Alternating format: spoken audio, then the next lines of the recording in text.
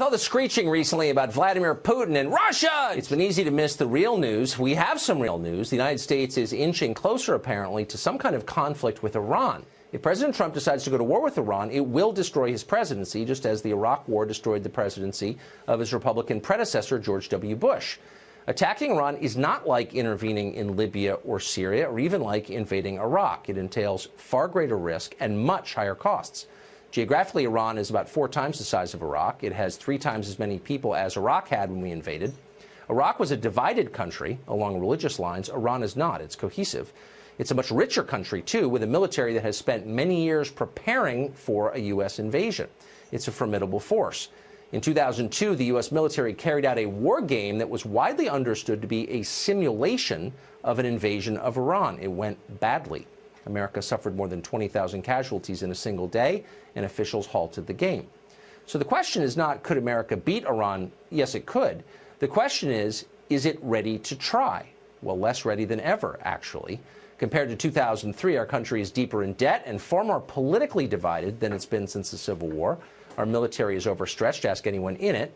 Meanwhile, China is much stronger than it was 15 years ago. You can bet the Chinese military will be more assertive than ever when we're tied down in yet another quagmire. Does anyone outside of Washington actually support a new war in Iran? Well, the Saudi royal family does. So do the leaders of other Sunni Gulf states. They see Iran as their greatest rival, and they'd love to have America fight a war against Iran for them. Why wouldn't they? President Trump's own supporters know better than this, though. You'll remember that back in 2016, during the Republican primary debate in South Carolina, Donald Trump was the only person on that stage to call the Iraq War a mistake. He vowed never to repeat anything like that and promised that if elected, he would act only in America's interests. Now, the morons handicapping the debate on television predicted Trump would lose. It was over. Saying that had sealed his fate. And, of course, they were wrong, and he won. Republican voters agreed with him, it turned out. They had a better sense of the truth. A lot of their kids were serving in the military. 2.5 years later, amazingly, the president's advisors are telling him he must abandon that promise. Iran is too important, they say. It's the greatest threat this country faces, despite the fact that virtually every terror attack in America has been inspired not by Iran, but by Iran's Sunni enemies. Doesn't matter. The mullahs are months away from building a nuke, the neocons tell us. Keep in mind, these people have been saying the exact same thing, word for word, for more than a decade. There is no question whatsoever. You can look it up on Google. They have no idea what they're talking about. Their track records are embarrassing, disaster after disaster. They ought to be selling timeshares in Maui or doing something useful. Instead, they have more political power than they've ever had. Amazingly, almost to a person, this same group bitterly opposed the president they now work for. They repeatedly attacked him in public, and they attacked him savagely in private. They consider his ideas absurd to this day. They regard the notion of putting America first as morally offensive. They are fully on Bill Kristol's team. If there was ever a swamp in Washington, you are looking at it, the foreign policy establishment. They are working overtime to ensnare the president in a mess in Iran. Let's hope that he understands exactly what's going on. So I can't help, since I've been in Washington for 30 years, notice that the very people who are pushing this new entanglement, this new enterprise, are the same people who predicted outcomes that never came to pass. In other words, they've been wrong again and again and again and again. How do these people still have power? Well, look, I think President Trump lost control of the whole appointment process and staffing the government shortly after the election. I don't know the details, but he ended up appointing large numbers of people who subsequently brought in their friends, almost all of whom were opposed to Donald Trump and his agenda. But I think it's important to say something about the president's comment, because the president's right. If you look at the Iranian defense establishment, we spend more money on one Ford-class aircraft carrier than Iran spends on its entire military establishment. So if there were a war, it would be a very one-sided affair. But the problem is that wars don't work that way. They tend to move in directions that no one anticipated.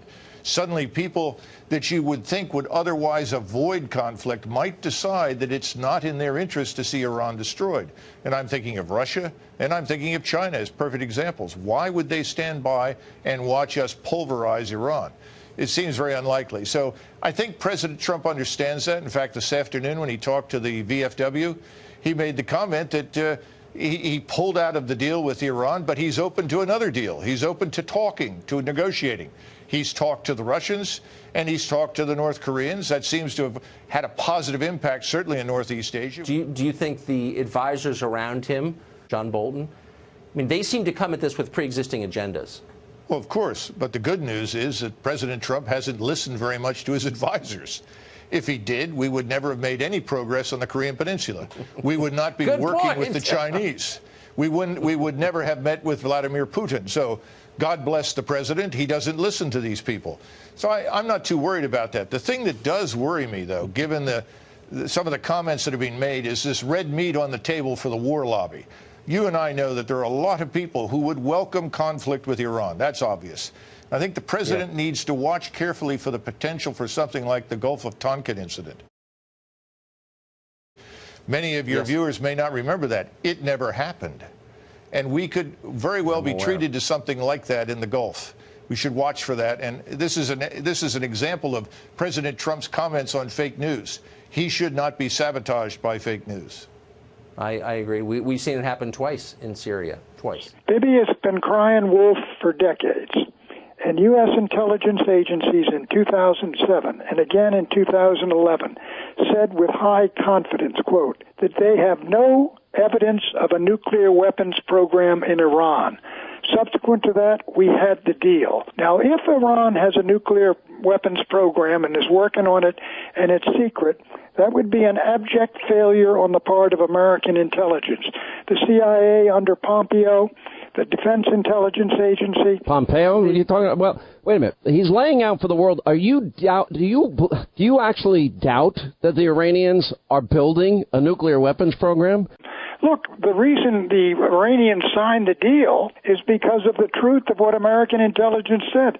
Sean, they didn't have a nuclear weapons program. Pat, you're not making sense. Then why? Listen to me, Sean, all right, a little bit. Ahmadinejad said, look, I'm not stupid. If we spend all this time, money, and energy, we build an atomic bomb and the Americans have 5,000? Pat, of course they're building a nuclear weapons program. Right, if they're building a nuclear weapon, then the American intelligence agencies have misled us again or have lied to us again. Now get all three of those guys, head of the CIA, DIA, and DNI, put them up before Senator Corker's committee and say, does Iran have a secret nuclear weapons program operating? And if so, when did it begin? Because you guys told us they didn't have one. So you didn't watch Bibi Netanyahu's evidence and believe it today, because I believed every word of it. I believe Bibi Netanyahu, with due respect, wants the United States to fight a war against Iran on Israel. Nobody's talking about fighting a war. My country getting into another war. I don't want another war either. Come on, Sean. Do you really think... Come on, Pat, 100 million souls were lost in the last century. 100 million. Do you really think, Sean, that the Iranian government, all those guys over there, a lot of them with a lot of money, want a nuclear war with the United States so they'll go to heaven? Pat, come on. Pat, I don't think the old rules. I don't think the old rules of détente or the old rules of mutually assured destruction work on people that think that they're doing God's will, killing, quote, infidels, and the radical. I'm talking about radicals. The radical Islamic mullahs. Something. Why haven't they started a war with the United States already? Oh, they got 150 billion. They just keep holding out, and America keeps bribing them. Don't you think what Obama did was dumb? I think the Iran agreement, nuclear deal, the Iranians got the rest of it because they weren't building a bomb, and we rewarded them for doing what. All right, so Barack Obama gives $150 billion. They continue to spin their centrifuges and hold the world hostage, and we don't even get inspectors, our own inspectors. But Sean, we have inspectors. The only centrifuges running are in Natanz, and they're running at low-grade uranium. They gave up 90% of the rest of the uranium. Look, Sean, listen to me. Tell the IAEA to go in and either confirm or deny what Netanyahu And the IAEA has a great history over the years. They've done a great job over the years. Our CIA coming out and saying, we were wrong, Netanyahu is right, they have a secret atomic bomb program, and they're working on that right now, and they have been, and we were lied to. If the CIA and DIA and the others do that, I would say first we should fire the guys in charge that didn't uncover it, and secondarily, then maybe we should act, but certainly not act on Pat, another nobody said Bibi Netanyahu. Period. So let's get Bibi Netanyahu. Say, Bibi, tell us exactly where the things are being done where they've been cheating, exactly where to go to, and Hey, Pat, he laid it out today. He laid it out. Who's going to let him in? Who's going to let the world in? The IAEA? Rely on a press conference by Bibi Netanyahu? It would be more stupid, Sean, to be dragged into a war by Bibi Nobody's Netanyahu talking about. He's putting Israel first. How about we get the inspections done, and if the Iranians, where okay, I want American inspectors in. Bibi laid out exactly where these programs are taking place. Some of them underground, and to be honest, let me ask you, the Israelis have proven some of the best intelligence in the world. American intelligence, because they obviously missed totally what Bibi's found.